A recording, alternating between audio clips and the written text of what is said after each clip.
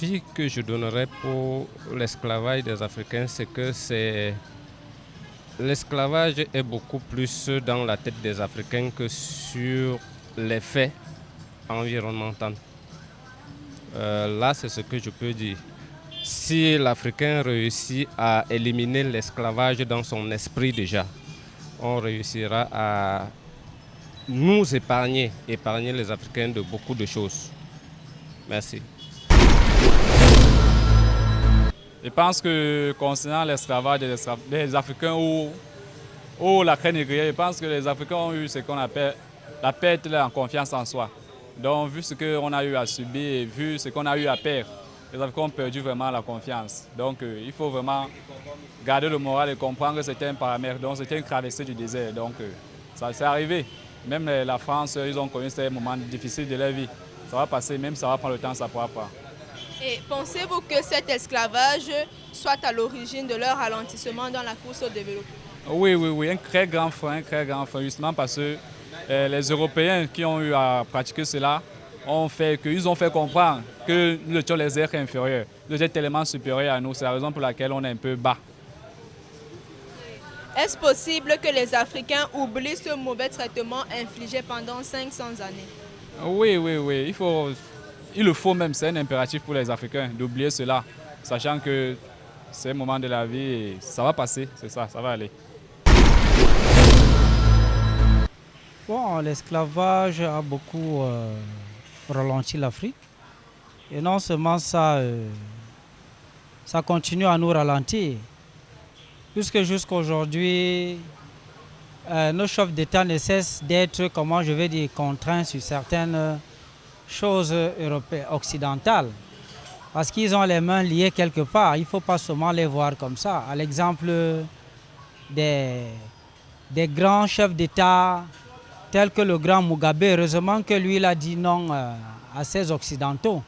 Et on voit au moins, partout où on dit non à ces Occidentaux, on voit comment ça se passe.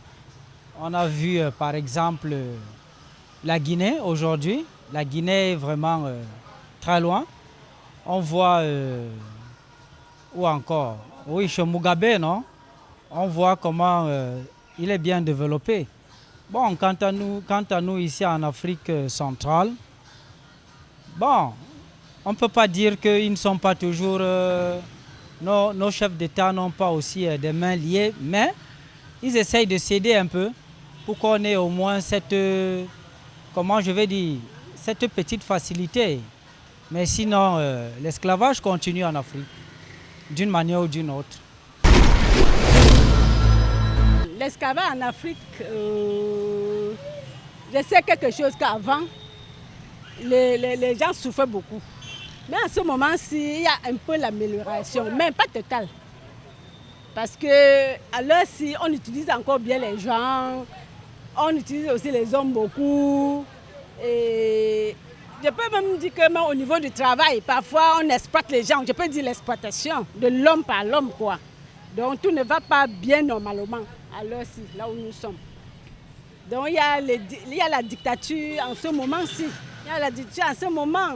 Donc tu travailles avec une personne et demain il te dit qu'on ne m'a pas payé alors qu'on lui a payé. Ça là alors c'est une forme d'esclavage que nous souffrons en ce moment-ci.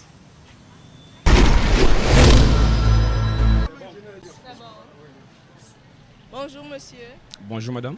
Comment définissez-vous l'esclavage? Bon, avant tout, j'aimerais définir l'esclavage sur deux angles. Sous un angle historique, l'esclavage, pour moi, a été le fait de contraindre un peuple ou une personne à faire des travaux sous la domination d'un fouet, d'une certaine violence. Et maintenant, sur le deuxième angle, on parle du néo-esclavage. Voilà.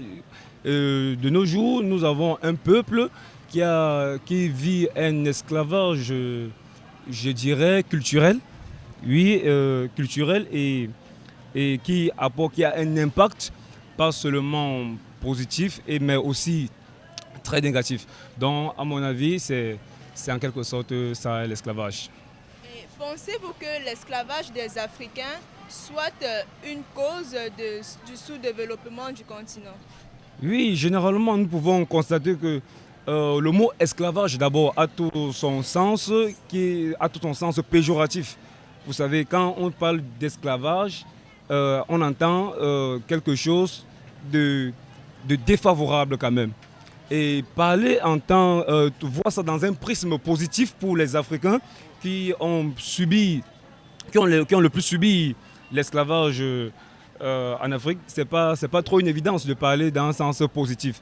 Mais sinon, quand même, sur le deuxième angle que j'ai d'abord énuméré, l'esclavage, sur le plan culturel, peut être partiellement, vous voyez, très partiellement, apporter, pas apporter partiellement quelque chose aux Africains. Les Africains qui ont plus subi l'esclavage. Ça peut apporter un petit quelque chose. Sur le plan culturel, nous avons tendance à voir que de nos jours, nous pouvons nous vêtir confortablement, nous pouvons avoir des beaux vêtements, nous pouvons avoir un langage. Un langage, c'est vrai que ça nous déculturalise quand même d'une part, mais sinon, c'est quand même bénéfique pour la communication nationale, internationale et continentale, voire continentale et internationale.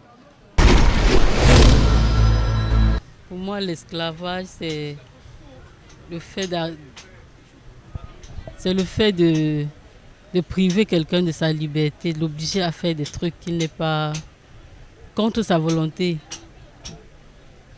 Et pensez-vous que cet esclavage infligé aux Africains soit à l'origine du sous-développement du continent?